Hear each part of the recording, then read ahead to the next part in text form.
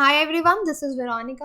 Today our topic of discussion is about corporate model of Indian Railways. We'll discuss it in detail. For my video updates, you can connect with me on Instagram and Facebook because I feel together we can make a difference. Now see what is the relevance of this topic in your exams. It will be covered in your mains paper 3. At objective level, you should know about IRCTC, Train 18, etc. And at subjective level, what is corporate model of Indian Railways. Now see in what context today we are studying this, because the Kashi Mahakal Express is the country's third corporate train. Before that there were two other corporate trains also, like other two Tejas Express, which is running on two routes. One is from Delhi to Lucknow and other is from Mumbai to Ahmedabad, and now this is a new model. We'll talk about it. So this is a new model and it is being actively promoted by Indian Railways, and here they have outsourced certain services for regular running of for regular passengers from its PSU. Its PSU is Indian Railway Catering, Tourism and Corporation, that is IRCTC. You should remember the full form. So this has been dubbed as an experiment, as a natural extension of this model is to lease out around 100 routes to private players to run 150 trains, something that is in the works. So right now this is just an experiment. So if it is successful, so more 100 routes will be given to private players to run around 150 trains, right? So here you should know about what is the corporate train model. So in this model, the corporation takes all the decisions of running the services, okay, like your fare. It will start from your fare, food, to onboard activities or facilities, housekeeping, complaints, etc. So Indian Railway is free from these encumbrances and gets to earn in return from IRCTC a pre-decided amount, being the owner of the network. So this amount has three components. These three components being, we will discuss about them in detail. One is your haulage, then your lease and your custody. Okay. So the haulage charge IRCTC is paying for the Tejas trains is in the range of around rupees 800 per kilometer. Okay, so this includes use of fixed infrastructure like track, signaling, drivers, station staff, traction, pretty much everything that is needed to physically move the rake. So in this model, as you understand, physical infrastructure of the train such as locomotives, coaches and loco pilots among others will remain with the Indian Railway hands, but there will be the services like fare, food that I told you will be with the IRCTC. So these services provide including ticketing and refunds, parcels, catering, housekeeping, including other things I told you, that will be outsourced from IRCTC. If you understand by the word outsource what we mean, suppose there is a small company or a small startup, you can say, so they cannot do all the things on their own, because it will always be feasible to outsource. Like if they need a technical help, so they may hire a company that please develop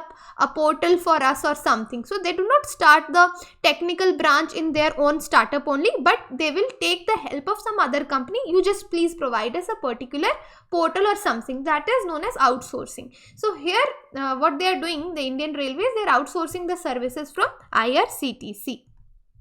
Okay, like I told you, there will be three components: haulage, lease and custody.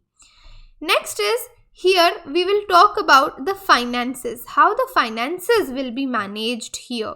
So on the top of that, IRCT has to pay the lease charges. So IRCTC is paying the Indian Railways some lease charges on the rake, as Indian Railways coaches are leased to its financing arm, that is IRFC. So IRCTC would be paying to IRFC, that is the Indian Railway Finance Corporation. So added to that, there is a per day custody charge also, keeping the rake safe and sound while it is in the custody of PSU, and roughly each of these components works out to be around rupees 2 lakh per day for New Delhi. So like we are standardizing the things for Tejas, which runs on New Delhi to Lucknow Tejas rack. So they are paying rupees 2 lakh per day, okay, for it.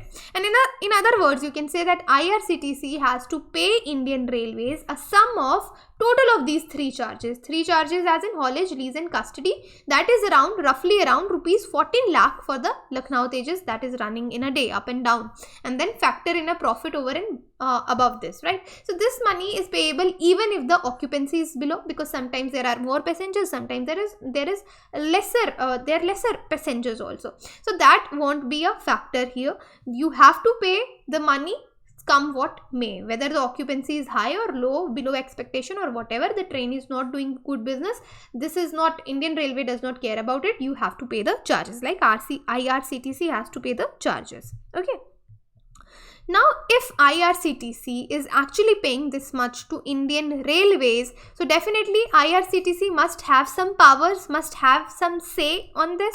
So here we'll talk about that what powers, okay, here we'll talk about powers that IRCTC is having in this whole corporation. So being a corporate entity with a board of directors, they will have board of directors and investors, then IRCTC insists that the coaches it gets from railways are brand new, are actually new and not in a rundown condition, not in a dilapidated condition as we see it in many different trains. Because see, the quality of the coaches has a direct bearing on its business, because if already the condition of the coaches is not good, then why IRCTC would maintain it? So they want new coaches for that. And in this model, IRCTC has full flexibility to decide the service parameters also. Even they can alter them without having to go to Railway Ministry or its policies. They don't have to take the permission of them.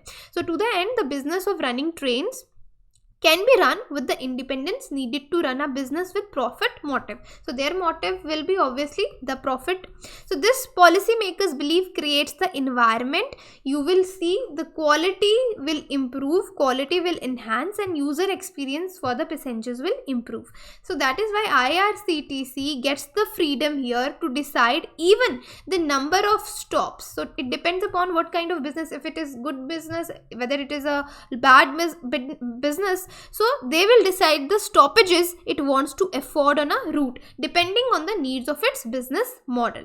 Now another question that comes in the student's mind is that Indian Railway, what is Indian Railways benefit from all this? So bright side of Indian Railway is that it does not have to suffer the losses. Initially Indian Railways suffer a lot of losses associated with running these trains. So then thanks to under recovery of cost due to low fares and its own hefty overheads, the lease on its coaches is also taken care of.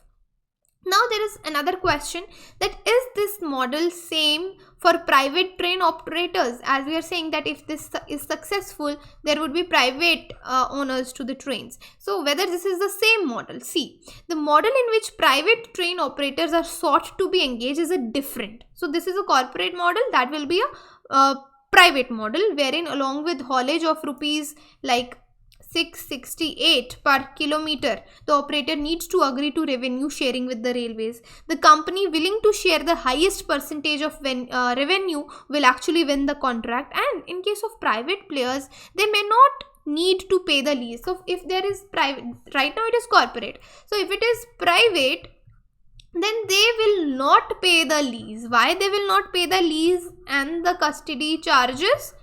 Because as it is expected, they will bring their own rolling stock. They would not hire or take on lease the coaches from the Indian Railways. Private players, what they will do, they will bring their own rolling stock. So they don't need to pay the lease and the custody charges in that case.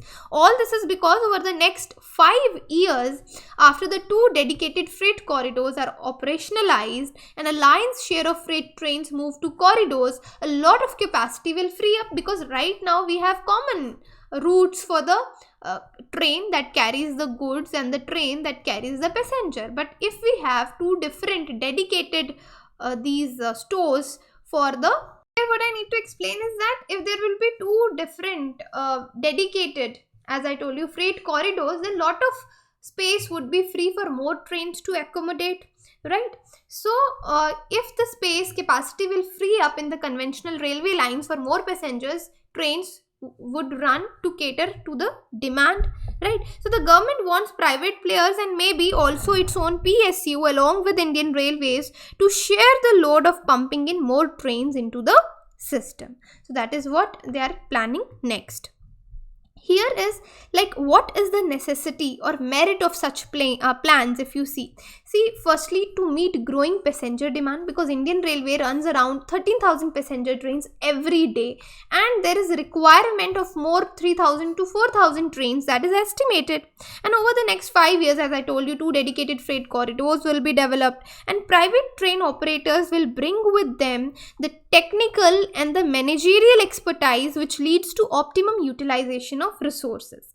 So here the step is also expected to boost private investment in the sector. That is one thing, and it will also ease the burden on government finances also. Okay, the burden will be eased here, because it will help reduce the loss of Indian Railways because of under recovery of cost due to low fares and hefty overheads. So it will create the environment for enhanced service quality and user experience for the passengers. So if you talk about a way forward here, the government actually needs to create an enabling ecosystem, policies, banking, infrastructure, provision, regulation, ease of doing business to tap the full potential of the private players and the corporate players in the railway sector, right? So this is all about today's lecture. If you have any queries, you can contact me on social media. The PDF of this lecture will be uploaded on my Telegram channel, that is t.me Veronica_Om, or you can just search Veronica StudyIQ. Thank you so much. So this is a channel StudyIQ. If you're preparing for UPSC or any government exam, our pen drive and tablet courses are available.